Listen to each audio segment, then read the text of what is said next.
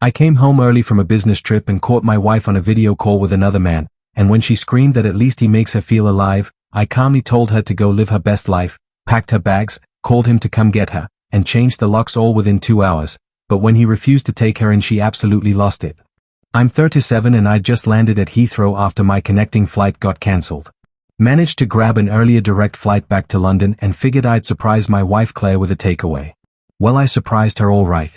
Walked into our living room to find her sprawled on the sofa, wine bottle half empty, on a video call with someone whilst giggling like a teenager. She was saying, "God, I wish you were here instead." I cleared my throat.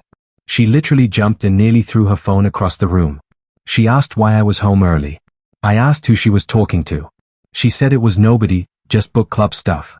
Book club. Her book club met every other week, not daily video calls that required wine and her good push-up bra. I walked over and looked at the screen. Some younger bloke, shirt open, clearly in a bedroom. He saw me and his face went white before he hung up. I said, "Okay, so that's not book club." My wife stood up fast, wobbling. I asked how long this had been going on. She said it wasn't what it looked like. I asked how long she'd been sleeping with him. She froze and said a few months. I asked how many. She poured herself more wine with shaking hands and said 4 months. But it wasn't serious. 4 months. Whilst I'd been working 80-hour weeks at the firm. Whilst I'd been paying her car note because she was between projects. I asked what his name was. She said that wasn't important. I told her it is if I'm ringing him to come get her. Something just clicked off in my brain.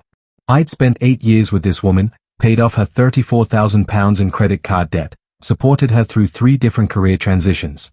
And she'd spent 4 months sleeping with some bloke. I told her to call him and tell him to come get her. She started begging me to stop. I said there was nothing to talk about. Started walking to the bedroom. Grabbed her 2 big suitcases and started throwing her clothes in. She asked where she was supposed to go. I said his place probably. She said he wasn't her boyfriend. I asked what is he then. She couldn't answer. Took me half an hour to get most of her stuff together. I hauled both suitcases to the front door. I told her to give me his number. She said no. I said his number or the lawn, pick one. She gave it to me.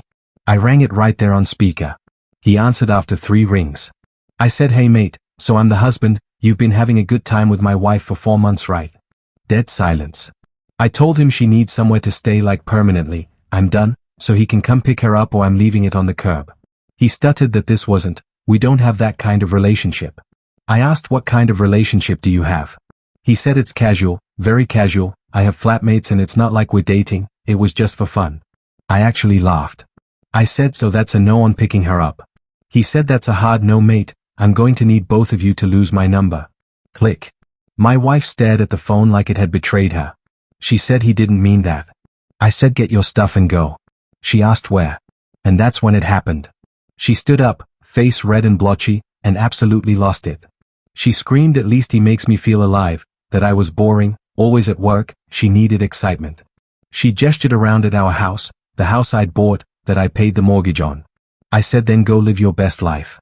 Walked to the garage, grabbed my toolbox, came back, started unscrewing the deadbolt on the front door. She asked what I was doing.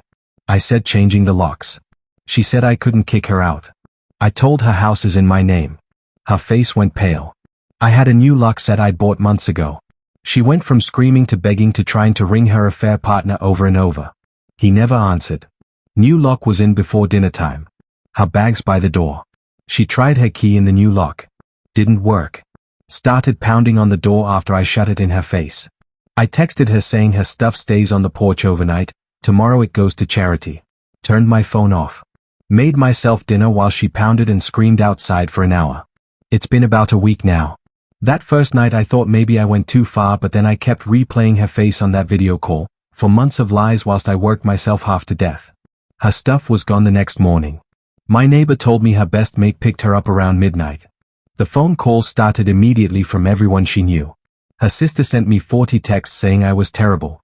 I sent back one message saying she made a choice every day for 4 months to lie to my face, we're done.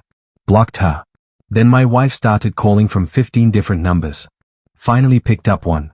She begged to talk. I said no. She said she was crashing on her mate's sofa. I told her she should have thought of that before. She said we could go to counseling. I said I want a divorce. She went silent. I told her my solicitor was drawing up papers. Few days later her mother showed up at my office making a scene. She screeched I needed to take her daughter back. I said not happening. She said her daughter made one mistake. I told her she made 120 mistakes, one for each day.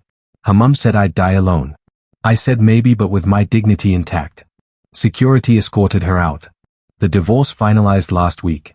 Final settlement, £25,000 cash, her car and her personal stuff. No maintenance, no claim to the house. In the courtroom she tried one last play, stood up saying she made a mistake, wanted to work on the marriage. The judge said sign the papers. She signed them sobbing. Outside she asked if I was happy now. I said getting there. She said she lost everything because of me. I told her she lost everything because she cheated. She asked if I even care that she's struggling. Honest answer, yeah, a little. You don't spend 8 years with someone and flip a switch. But caring doesn't mean I have to fix it. I'm not responsible for fixing what she broke. She stared at me like she was finally getting it. She said she really did love me. I said maybe, but not enough to not cheat on me for 4 months. That was the last time we talked. My ex-wife moved back in with her mother, got a job at some marketing agency. Her mum charges her rent now. Her affair partner blocked both of us. His ex-girlfriend found out and blasted him all over social media. As for me, I'm okay. Some days are hard, house feels empty sometimes, but it's my quiet. Nobody's lying to me in it. Got a new car. Work's been good, actually got promoted. Started therapy to work through trust issues. Do I regret how I handled it? Sometimes I wonder if I was too harsh. Then I remember her on that video call, the 4 months, her screaming at me. No, I did what I had to do. She wanted to feel alive. Well, now she is, broke, living with her mum, dealing with real consequences. Me, I'm just rebuilding. It's weird starting over at 37, but also kind of freeing. The house is mine, my life is mine, my choices are mine. And honestly, right now that's enough.